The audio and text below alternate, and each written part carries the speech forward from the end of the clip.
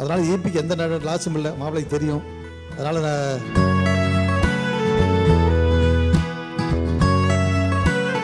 Sorry அது வாய் வந்துருச்சு, பேசி வாய் வந்துருச்சு, சாரி. மாண்புமிகு உறுப்பினர் கருப்பண்ணன். மாண்புமிகு பேரவைத் தலைவர் அவர்களே, தனியார் நிறுவனங்களில் சோலார் பேனல் நிறைய போடுறாங்க. அதில் நம்ம இபி கெப்பாசிட்டி 100 கேவி இருந்தால் 100 கேவி மட்டும்தான் நம்ம அலோவ் பண்ணுறோம். வெயில் கம்மியாக இருக்கிற காலத்தில் அந்த கரண்ட் பத்துறதில்லை. ஆனால் 100 கேவிங்கிறது ஒரு 120 கேவிக்கு இப்போ அனுமதி கொடுத்தா சௌரியமாக இருக்கும். அதனால் இபிக்கு எந்த லாஸும் இல்லை, மாப்பிள்ளைக்கு தெரியும்.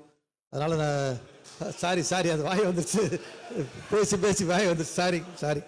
அதனால் தெரியும் அவங்களுக்கு. அதனால் அந்த 100ங்கிறது 110 120 கேவி கொடுத்தானா சௌரியமாக இருக்கும். அதனால் அதுக்கு கொஞ்சம் அனுமதி கொடுக்கணும். அதே மாதிரி அந்த HT லைனில் அந்த சோலார் ஒரே ஒரு நிமிஷம் அமைச்சர் பதில் சொல்லுங்க. இல்லை ஒரே சோலார் பேனல் HT லைனில் சீக்கிரம் அனுமதி கிடைக்க மாட்டேங்குன்றாங்க.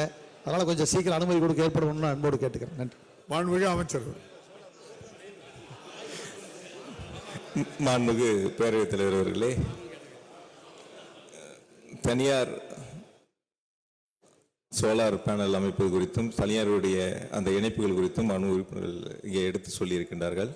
மிக விரைவாக அவர்களுக்கான அனுமதிகள் வழங்கப்பட்டு வருகின்றன. அதனுடைய தரம் உயர்வு குறித்து கூடுதலாக தேவை என்று எடுத்து சொல்லியிருக்கின்றார். துறையினுடைய அதிகாரிடத்திலே பேசி அதற்கு ஆவணம் செய்யப்படும் என்பதை மாண்புமிகு பேரவைத் தலைவர் மாண்புமிகு உறுப்பினர்களுக்கு தெரிவித்துக் கொள்கின்றேன்.